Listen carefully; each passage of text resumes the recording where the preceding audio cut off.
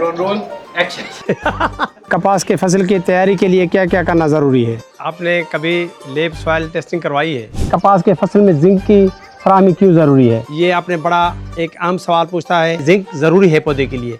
अगर आप bioactive zinc इस्तेमाल करें, हर वक्त हमारे फसल में फूल आने वक्त फूल गिर जाते हैं।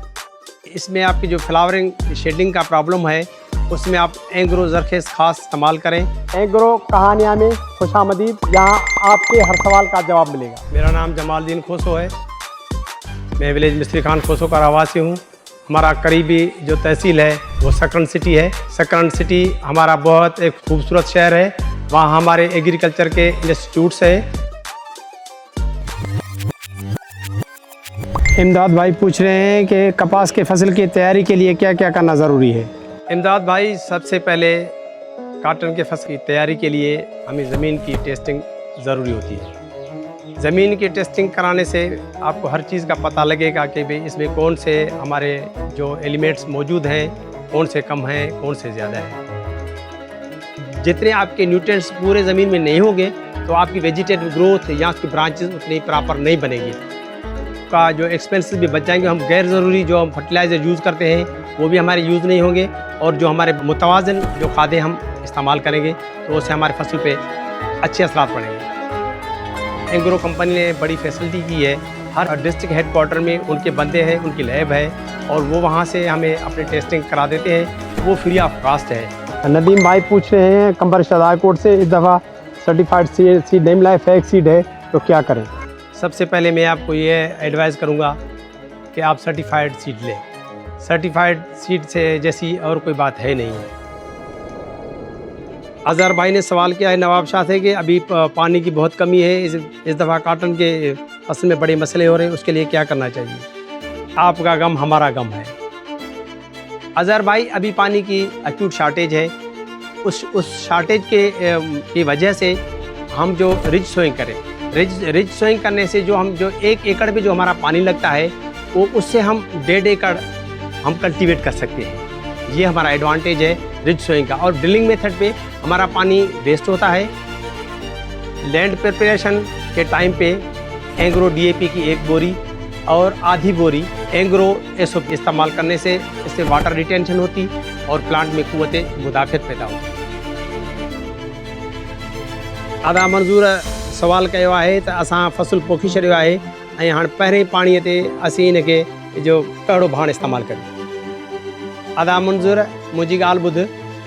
काटन की जो डेट होती है वो सोइंग की एक फिक्स होती है, तो हम कोशिश करके उन डेट्स में इनकी सोइंग कर दें। सोइंग करने से पहले हम अच्छी तरीके से पानी लगा दें, ज़मीन को ठंडा करें, फिर उसके हम उनके रिज बना के और फिर हम उसकी सोइंग कर लें। और जब हम सोइंग करें तो उसके प्लांट टू प्लांट जो डिस्टेंस है वो हम कम से कम 9 इंच से 12 इंच रखें। जब 9 इंच से 12 इंच रखेंगे तो हमारी उसका हवा से गुजर होगा, वेंटिलेशन होगी, तो आपकी शेडिंग भी कम होगी और आपका पौधा भी सेहतमंद होगा। हमारे जो फ्लावर्स हैं वो शेड होते हैं, गिरते हैं। उसके मुख्तलिफ वजूहात होते हैं। एक तो हमारी वाटर रिटेंशन का मसला होता है। अगर पानी कम होगा तो भी शेडिंग होगी। अगर उसमें कोई पेस्ट का अटैक होगा तो भी फूल गिरते हैं। अगर उसमें हमारे पोटाश कमी होगी फिर भी हमारे फूल गिरेंगे। और जिंक और बोरान की कमी होगी तो उससे भी हमारे फूल गिरते हैं। तो इसके लिए आप कोशिश करें पानी सही टाइम पे लगाएं और हमारे एंग्रो की SOP G लगाएं। जरखेज खास MOP की 1 बैग अगर आप इनका इस्तेमाल करोगे तो कम से कम आप कुछ आपके लो परसेंटेज पे आपके गिरेंगे ज़रूर, लेकिन कुछ कम गिरेंगे। 40 से 45% आपको फ़ायदा होगा। एंग्रो का जो पोटाश है उसके अप्रोप्रिएट टाइम होते 2 होते हैं। एक तो सोइंग के टाइम पर एक बोरी इस्तेमाल करते हैं, और दूसरी बोरी जो हम इस्तेमाल करते हैं जब पीक अपने फ्लावर्स आते हैं उस टाइम पे इस्तेमाल करते हैं। तो उससे पहली बोरी से ये फ़ायदा होगा तो प्लांट का स्ट्रक्चर बेहतर बनेगा। और जो सेकंड बैग हमारी जो दूसरी फ्लावरिंग स्टेज पे देंगे उससे वो जो फूल गुड्डी बनती है वो आपकी ज़्यादा बनेगी और वो मजबूत बनेगी। जो उसके लाक्यूल्स बनते हैं वो 5-5 बनते हैं, किसी में 4 बनते हैं, किसी में 5 बनते हैं, और उनका वेट ज़्यादा होता है। अगर वेट इंडेक्स अगर उनका निकालोगे ना, आपका सीड वहाँ से उससे लाक्यूल से निकालोगे ना आप, तो उसका अगर आप वेट करोगे ना तो ग्राम्स में, तो आपको उसको पोटाश का आपको उस वक्त पता चलेगा कि भाई पोटाश देने से क्या फ़ायदा है पोटाश देने से क्या फ़ायदा नहीं। पोटाश का इस्तेमाल करना बहुत ज़रूरी है। वो पोटाश का सबसे अच्छा जो सोर्स है वो ज़रख़ेज़ खास है। सेकंड से मेहर साहब पूछ रहे हैं कि क्रॉप रोटेशन क्यों ज़रूरी है। मैं आपको बताऊं क्रॉप रोटेशन क्यों ज़रूरी है।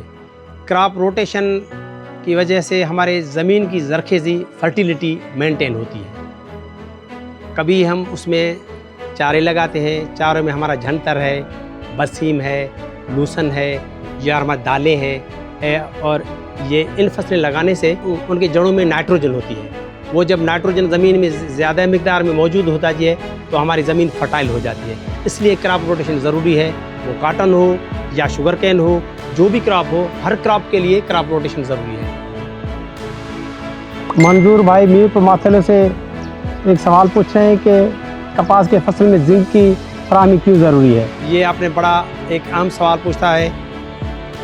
अगर आप बायोएक्टिव जिंक इस्तेमाल करें तो वो सबसे बेहतरीन सोर्स है हमारा जिंक का। वो आजकल हमारे एग्रो ज़बरदस्त यूरिया में आ रहा है। जिंक देने से पौधे में झाड़ बनती है, ब्रांचेस ज़्यादा बनती हैं। ज़बरदस्त जो कोटेड है ये एक एक दाने पर है।